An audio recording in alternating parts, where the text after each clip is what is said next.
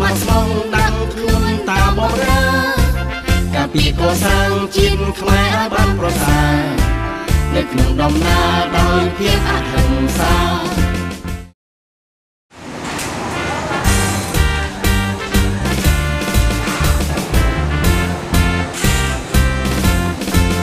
សមាជិកគណៈបង្សិនមនុស្ស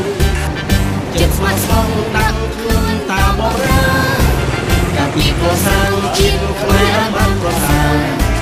នៅក្នុងដំណើរដោយភាពអហិង្សានៅថ្ងៃទី22ខែកក្កដាឆ្នាំ2012គណៈបក្សសិទ្ធិមនុស្សបានប្រារព្ធពិធីសមាជលើកទី2របស់ខ្លួននៅទីស្នាក់ការកណ្ដាលផ្ទះលេខ7274ផ្លូវ598សង្កាត់បឹងកក់2ខណ្ឌទួលគោករាជធានីភ្នំពេញដែលមានអ្នកចូលរួមប្រមាណជាង 2000 នាក់ក្រុមអង្គាបោះឆ្នោតឲ្យចំផ្ដល់អំណាចជូនប្រជាដើម្បីកម្ពុជាជីវភាពរុងរឿងសមាជិកគណៈបង្សិទ្ធមនុស្សចិត្តស្មោះស្មងដាក់ខ្លួនតាបម្រើការពីកសាងជាតិខ្មែរឲ្យបានប្រសើរនៅក្នុងដំណើរដោយភាពអហិង្សាឯករាជ្យបូរណភាពនៃដែនដីនៅម៉ោង 7:30 នាទីដល់ម៉ោង 8:30 នាទីគណៈដឹកនាំសមាជិកសមាជិកាគណៈបក្សសិទ្ធិមនុស្សនិងភ្ញៀវជាតិអន្តរជាតិអញ្ជើញមកដល់វេទិកាយើងទូលយើងពុកអរយើងក្រុមចូលបានខ្មែរអើយក្រុមអង្គាបោះឆ្នោតឲ្យចង់ផ្ដល់អំណាចជូនប្រជាដើម្បីកម្ពុជាជីវភាពរុងរឿង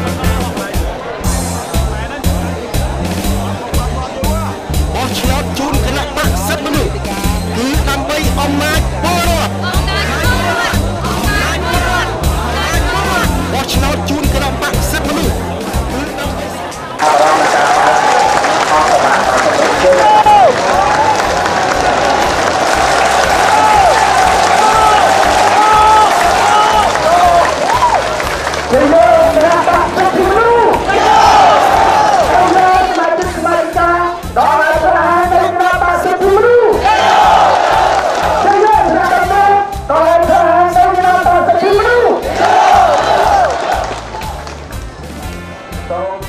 មុនចាប់តាមកម្មវិធីអង្គសមាជក៏បានធ្វើពិធីសូត្រមន្តគោរពភ្លេងជាតិនិងចម្រៀងបក្សផងដែរ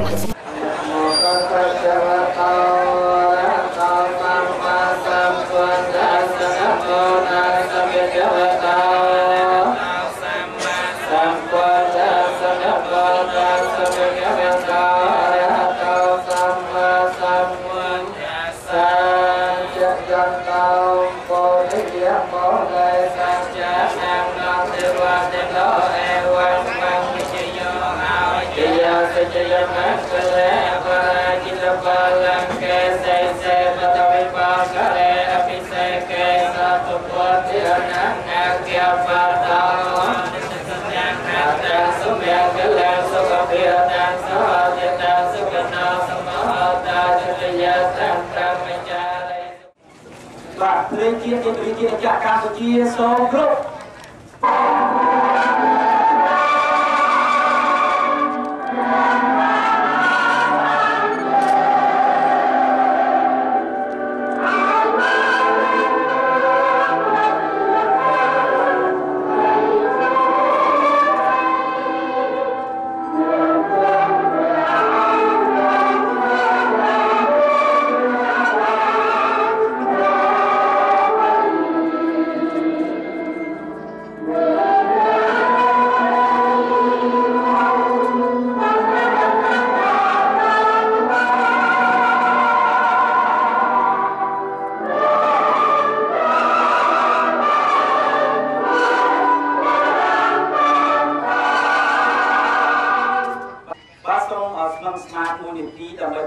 ខាងបុព្វការីជនដែលជាអ្នកស្នេហាជាតិអ្នកស្នេហាប្រជាធិបតេយ្យដែលបានពលីជីវិតដើម្បីបុព្វកាជាតិនិងប្រជាធិបតេយ្យបាទសូមរំលឹកជឿ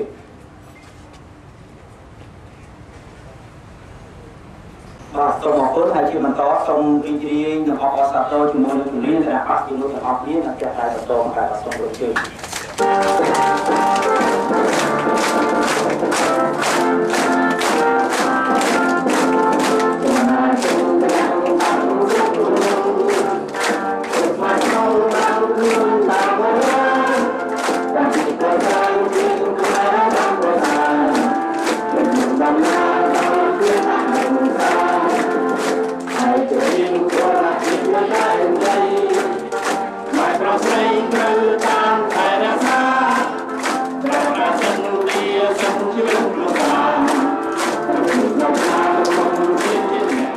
ម៉ោង 8:15 នាទីដល់ម៉ោង 8:30 នាទី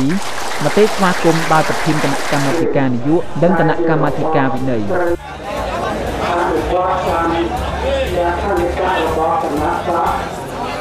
កម្មការនយោបាយបានបំពេញករណីកិច្ចរបស់ខ្លួនក្នុងជួរនាទីអង្គការនិតិបញ្ញត្តិនៃគណៈបកគណៈកម្មការនយោបាយបានធ្វើការប្រជុំរៀងរាល់ខែម្ដងចាប់តាំងពីអាណត្តិទី1ដែលមហាបរិបាគណៈការបានពិនិត្យពិភាក្សាលក្ខន្តិកៈនិងបទជាទៅក្នុង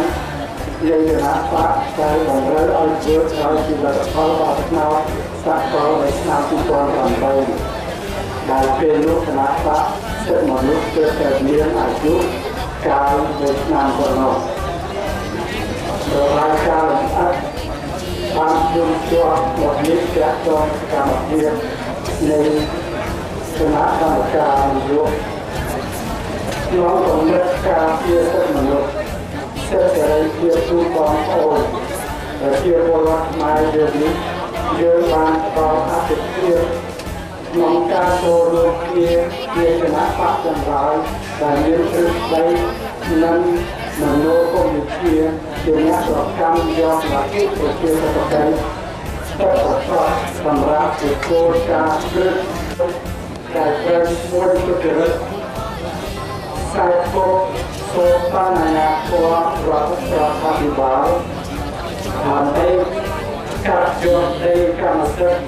ស្របតាមរបស់ពួកគេទៅឲ្យមួយនោះដោយសារធ្វើសកម្មភាពមានប្រសិទ្ធភាពទទួលបានប្រជាប្រិយភាពនិងការគ្រប់គ្រងយ៉ាងពេញលេញពីប្រជាពលរដ្ឋខ្មែរដែលលោកអបរបស់ពលរដ្ឋបាក់ពួកប្រសានិយមនោះឥឡូវនេះស្រាប់តែមានតាមនាំរដ្ឋាភិបាលបានមានកាត់ល្ខោនធ្វើនៅមួយជាក្រោយបានថាគណៈបកសិទ្ធិមនុស្សក៏ពោលទទួលបាន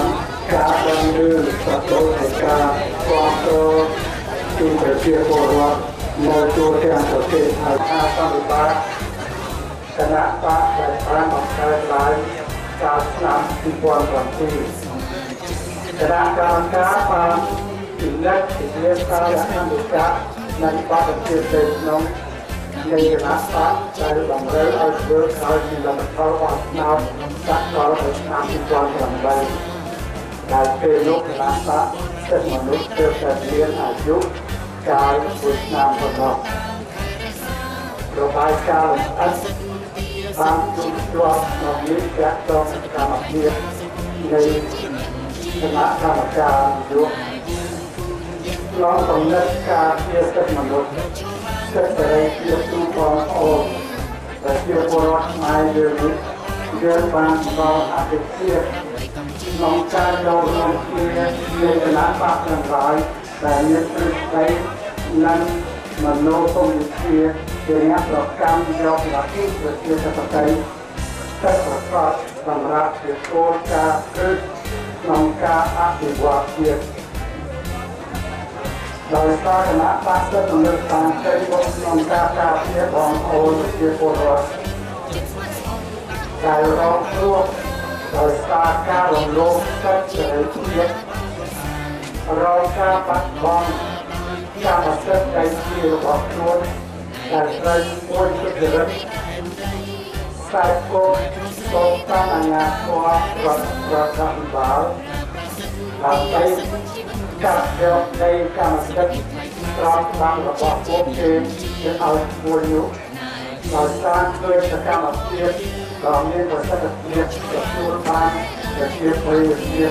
និងការគ្រប់គ្រងយ៉ាងពេញលេញពីប្រជាពលរដ្ឋខ្មែរដែលលោកអបរបស់ពុទ្ធលួយសាក់មុខប្រសានិយមនោះឥឡូវនេះស្រាប់តែមានដឹកនាំរដ្ឋាភិបាលបានលេងខាត់លខោនធ្វើឲ្យមួយជាក្រោយពីកម្មការគណៈបកសិទ្ធិមនុស្សកំពុងទទួលបានការដឹងឮប្រទល់ជាការគ្រប់គ្រងពីប្រជាពលរដ្ឋនៅទូទាំងប្រទេសហើយនោះ តាមរយៈការបោះឆ្នោតរងប្រកាសគុំប្រកាសសម្រាប់មន្ត្រីគណៈបកការអំណាចតាមបង្កើតនយោបាយប្រជាធិបតេយ្យដោយធ្វើជាជួយសម្រួលដល់បងប្អូនប្រជាពលរដ្ឋដែលពួកគេខ្លួនឯងបានរំលោភយកដីធ្លីនោះហើយសូមរំលឹកជួយជួយបានតែគេសូមរំខាងតាមជាទីគោរពជួយជួយជាទីគោរពដែលហាក់បានគឺមកដល់មកនេះថ្ងៃនេះខែនេះគណៈបកទឹកនោះមានអាយុបានតាមគាត់រកគេបានមកធ្វើប្រតិបត្តិឬក៏ជួយប្រកាសការមកវិញរកដល់មុខការណែនាំមកនឹងការការមកគឺពួកអនុម័តពីរបស់យើងប្រកាសទៅជាមនុស្សប្រកាសអង្គការទៅក្នុងដើម្បីសម្រាប់កម្មវិធីរបស់គណៈបកទៅនោះមកការឡើងប្រគេពីឯណាស់នាំមូលដ្ឋានលោកមានបទតទៅតែជួយជួយបានលោកអាចនាំមានការរំខានទៅឲ្យជួយការសាអភិវឌ្ឍនយោបាយរបស់គណៈបកតាមក្នុងវិស័យទៅជាពួកសាធារណៈក៏រៀនបានdari kebijakan bagaimana kita berproduksi sampai berhasil yang akan kita potong buat dapat contoh lagi sampai sampai mungkin untuk dan berpikir yang lain rồi contoh seperti yang berikut sampai mana ada orang contoh lagi kenapa dulu kenapa manajemen sampai dia nak tengok dan dia pun bisa bukan melakukan tengok lupai dan melakukan melakukan atau tu pembahasan disebabkan bukan dia kerana itu besar tu karena melakukan murmur kenapa dia minta percuma dengan dia berarti luar sampai akhir sampai tinggal rồi các con tay anh ta từng lúc rồi mình của tôi vào đầu mình phục vụ chỉ một đã đem con cái nắp bát chân lúc mình tại anh tìm liệt cái nắp bát chân lúc thì tôi một cái rồi bọn chị ra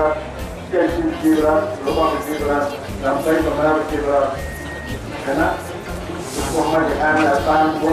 một lời cái nắp bát chân lúc lên đã ăn được bao lúc Mungkin kau berada di aman,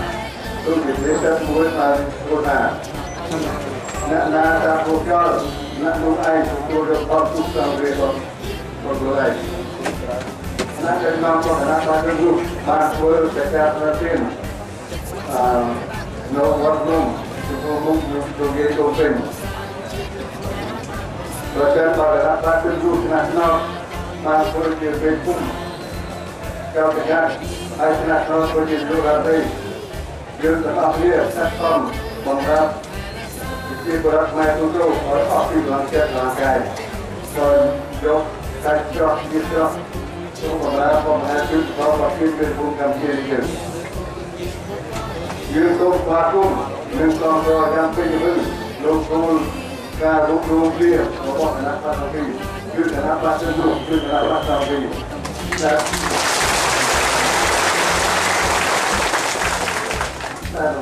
Karena begitu terkait konstruktif, konsul mau, konsul, semuanya naik begitu, dengan begitu terkait dalam konflik kekang konstruktif, wajah poti, jangan lagi lenakan nakaiwan, dan orang lutung pemerintah kita boleh kritis terkait lagi, lutung view, karena naik naik, dengan apa jumpa semua. Dari asal berarti berbukan dia, tunggu tenang, rupiah sampai kontrak secara nabi terkait, mula tum, sampai tangguh dia berbukan dia, kontrak kamarlah. Orang begitu, saya baca kenapa terus terdengar sampai kapal terus tunggu takut dekat anak kita ini, kali kena kita lebih mengawasi, baik ini. Kalau sultan juga itu gimana? Kalau nak pasal dulu kan lebih ក្នុងវិទ្យាល័យហើយក៏មានមជ្ឈដ្ឋានជាអង្គការជាតិជាច្រើនគេបានចាប់អារម្មណ៍យ៉ាងខ្លាំងពីគណៈបព្វជិជនយើងពីក្នុងចាប់ក្នុងជុំជុំពោបវរចូលទៅចូលមកពលតាមអង្គការនិងពលចូលទៅទៅទៅបបោទៅទៅទៅហើយតែញ៉ាំលោកគេក្នុងគាត់ទៅទៅតាមបានម៉ោង 8:30 នាទីដល់ម៉ោង 8:35 នាទីចំណាប់អារម្មណ៍ស្ដីពីចលនាប្រជាធិបតេយ្យសង្គ្រោះជាតិនិងការបង្កើតគណៈបកថ្មីក្លែងដោយលោកស្រីមួសុខហួរមកពីគណៈបកសំរងស៊ីខ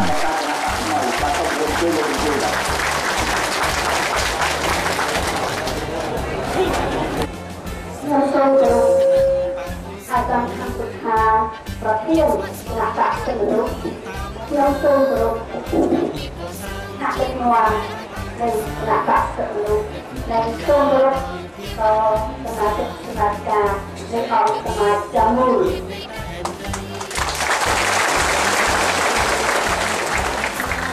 ថ្ងៃនេះខ្ញុំមានជម្រាបដល់ពុកគូដោយមានការចាត់តាំងពីឯកឧត្តមសំណាក់ទីជាប្រធាននៃចលនាប្រជាធិបតេយ្យសង្គ្រោះជាតិដើម្បីឲ្យខ្ញុំមកធ្វើនៅការរបាយការណ៍នៃអំពីជំនួសនៃចលនាដែលគឺតែបង្កើតមកនេះ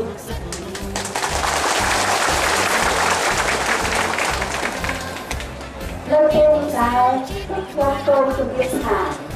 ជំនួសរវាងគណៈបកសង្គ្រោះជាតិដែលដឹកនាំដោយលោកប្រធានសង្គ្រោះជាតិនិងគណៈបកសិទ្ធិមនុស្សដែលដឹកនាំដោយឯកឧត្តមខណ្ឌសុខា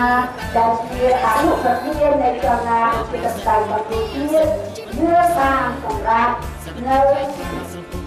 សម្រាប់ក្រាមតសំខាន់ចំណុចទី1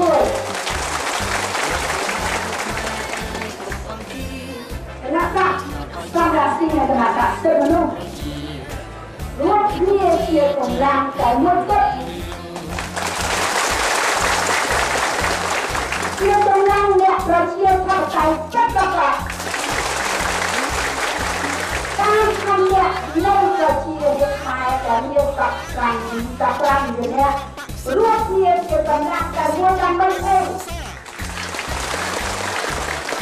ដើម្បីកាត់ទោនយោបាយគ្រប់គ្រងប្រទេសកប់នៅដែលគ្រប់គ្រងតាមរបៀបអាកាសហើយគ្រប់គ្រងដោយបំរើនៅអ្វីដែលជាផលប្រយោជន៍ដល់ប្រជាជាតិយើងត្រូវតែរួមគ្នាជាកម្លាំងតែមួយកម្លាំងអ្នក